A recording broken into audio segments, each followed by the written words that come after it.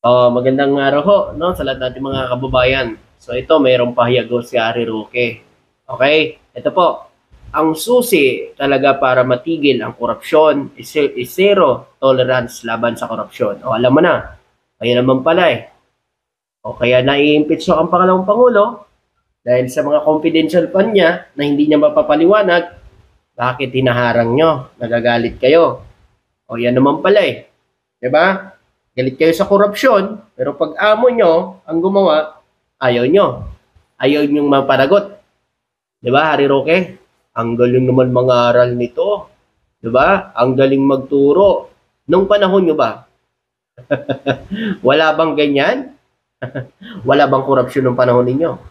Harry Roque. 'Di ba? Oh. Asan na yung 11,000 blood control nung panahon nyo na sinasabi ninyo na ang hinahanap nyo lang yung sa panahon ng ating Pangulo. Diba? Para matigil ang korupsyon, dapat masampulan. May masampulan, katulad ng pangalawang Pangulo. Diba? Dapat masampulan. Diba? At kung walang kasalanan, hindi dapat matakot. Diba? Hindi dapat siya matakot kung wala siyang kasalanan dito. Bakit pilit hinaharang ang impeachment? Trial. Para marinig na ng sambayan ng Pilipino at marinig na rin ninyo kung totoo ba ito o hindi, kung ano ang mga hawak na ebidensya ng House laban sa impeachment, laban kay VP Sara Duterte. 'Di ba? Dapat ito ang suportahan mo kung talagang anti-corruption ka. Kaso paano mo mapapaniwala yung tao? Yung uto-uto siguro eh. Yung mga uto-uto na inuuto mo, yun siguro yung maniniwala sa'yo. Kasi may kaso ka rin eh. Di ba? May kaso ka rin. Na sana hinaharap mo. Paano maniniwala yung tao sa'yo? Kaya nga dapat, patunayan mo rito, umuwi ka rito sa Pilipinas at patunayan mo kung talagang totoo yung mga sinasabi mo na wala kang kasalanan bago kami maniwala sa mga sinasabi mo. Eto pa, meron pa rito sabi niya. Eto. Sabi pa dito. Tingnan ninyo naman kung paano lustayin ang pera ng taong bayan. Huwag na kayong pumayag. Wow! Galing nga. Parang pinapatamaan mo ang BP dyan yung amo mo Di ba? Talagang hindi napapayag. Kaya nga ito, para masampulan at hindi na tularan, diba? Dapat managot ang lustay ng pera ng DepEd. Diba? Harry Roque, alam mo pala yan eh. Hindi na papayag talaga yung tao na malustay pa yung pera ng taong bayan. At mapunta lang sa mga gusto din. At mapunta lang sa kay Mary Grace Piatos, Nova, Marian Rivera, Chel Jokno. So yun yung mga napuntahan ng confidential fund eh. Diba? At kung hindi ito totoo, bakit natatakot kayo? Kung hindi ito totoo. Diba? Diba dapat kung kayo ay talagang malinis at wala kayong ginagawang mali, diba dapat pinanindigan ninyo na wala kayong kasalanan? Katulad mo, di ba sinasabi na wala kang kasalanan? Di ba dapat pinaninindigan mo na wala kang kasalanan at ikaw dapat hinaharap mo yung kaso mo dito sa Pilipinas? O bakit yan nandiyan ngayon sa Netherlands? Paano mo ngayon mapapatunayan yan sa sambayan ng Pilipino na ikaw ay walang kasalanan? Di ba? O ngayon, itong impeachment na ito, mga kababayan, ba't hinaharang ninyo? Hinaharang ng mga senador ninyo. Di ba? Kung talagang sila ay naninindigan sa tama at kung wala talaga itong kasalanan ang pangalawang Pangulo, bakit hindi nila pakinggan ang ebidensya na hawak ng House? Diba? Bakit takot na takot silang maisiwala dito sa mga Pilipino? Yung mga senador nyo. Diba? Ito mga kababayan, pakinggan nyo to. Ang sabi niya dito, meron na naman siyang pahayag ito. Abay sinabi niya uli, wala daw siyang kinalaman sa impeachment. At ano ba talaga kinalaman ni BBM dyan sa impeachment? Totoo naman na walang kasalanan si BBM dyan sa impeachment. Sino bang naglustay niyan? Sino bang gumastos niyan? Diba?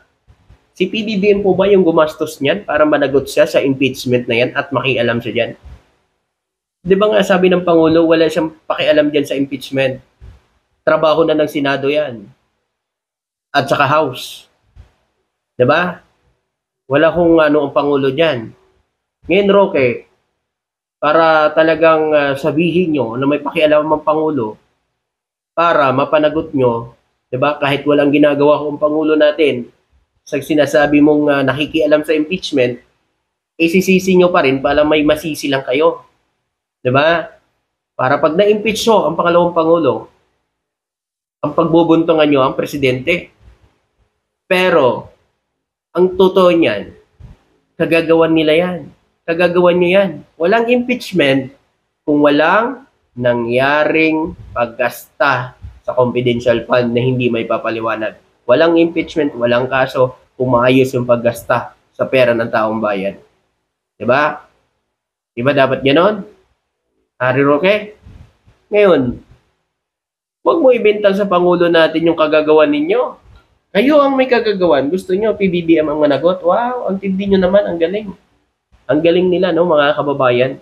So sila nagpasarap, si BBM ngayon maghihirap dahil sa kay BBM nila ibibentang. 'Di ba? Si BBM ang sisisihin nila. Wow naman, ang galing, no? O tuloy natin. At ang sabi niya, yung desisyon ng Korte Suprema, hindi naman daw inabsulto si Inday Sara sa kahit anong maling gawain. Totoo naman. Oh. Ano naman sinabi ng Pangulo? Hindi inabsulto dahil sinunod ang nasa batas. Pero ang dapat dito, ang ating mga senador, dahil nandoon na sa kanila noong 2019 Congress, kung hindi na nila pinatawid ng 28 Congress, kung dininig na yon, hindi na nila pinaikot-ikot at dinribble-dribble itong impeachment, hindi sana naririnig at napapakinggan na natin kung ano ang mga hawak na ebidensya ng House at kung ano ang sagot ng pangalawang Pangulo dito sa mga akusasyon sa kanya. Diba? Ayun, sisisihin nyo ang Pangulo. Diba? Eh, ang Pangulo natin, sinusunod ang batas eh. Diba? Eh, sinabi ng Supreme Court, hindi pwede mag-file ng 2 impeachment sa isang taon. Diba? Ay, sinusunod ng Supreme Court. Eh, di ba ito magagawa? Pero ma-resume by February 2026 ang impeachment. Diba? Ang dapat na anuhin dito ang ating mga senador. Kasi nasa kanila na yan eh. Diba? Nasa kanila na yan. Bago napunta yan sa Supreme Court. Diba? Diniribol-dribble muna nila. Binalik naman sa House. Diba? Nasa kanila na yun eh. Pero kung inumpisahan nila mga kababayan, hindi sana nagkaalaman na at malaman na sana ng taong bayan ang buong katotohanan. Kung hindi nila binalik sa House at inumpisahan noong June. Ngayon, si BBM pa. Diba? Si BBM sinusunod kung ano ang nasa batas. Diba? Well, Junior, ano ka ba? Manin, tingin mo ba kami mga tanga na maniniwala na wala ka kinalaman doon sa impeachment? So, hindi na, totoo. Hindi kayo tanga, pero ginagawa niyo tanga yung tao. Diba? Kailan naman nagsasabi na si BBM nangingialam dyan para may sisihin kayo Ganun lang yan. Para may sisihin kayo pag na-impeach na si VP Sara Duterte. Ganun lang yan. Pero ang totoo, alam nyo yan. Alam nyo yan, Harry Roque. Dahil kung kayo talagang walang kasalanan, hindi dapat kayo matakot dito. Diba? Kung talagang wala itong maling ginawa o paglasta na hindi may paliwanag dito sa mga confidential fund, hindi sana hinarap nyo na ito ng maayos. Diba? Na hindi kayo natatakot. Hindi na sana kayo gumagawa ng dismissal. Diba?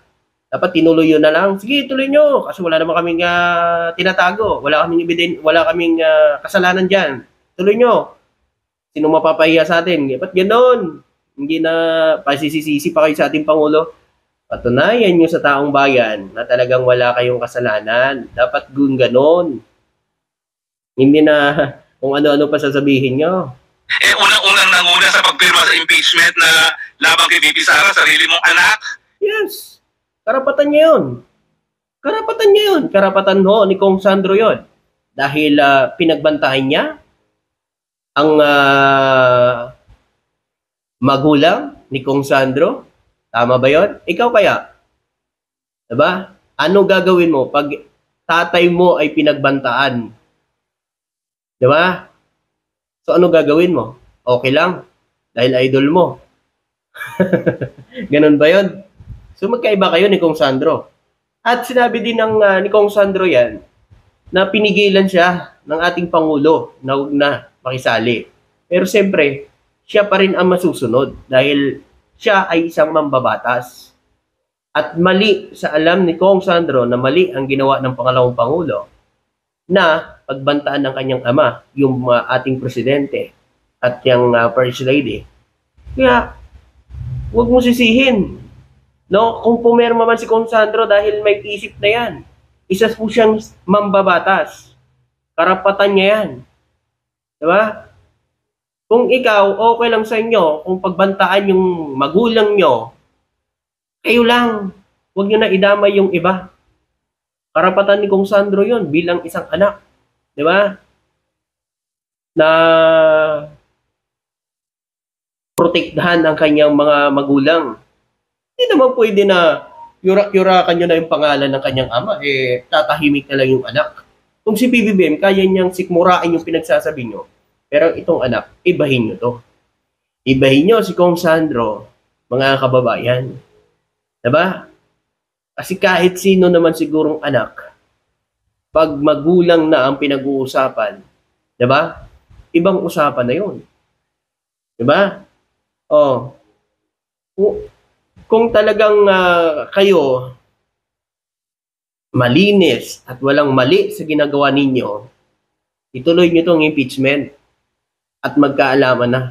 Yun. Maraming salamat. Thank you.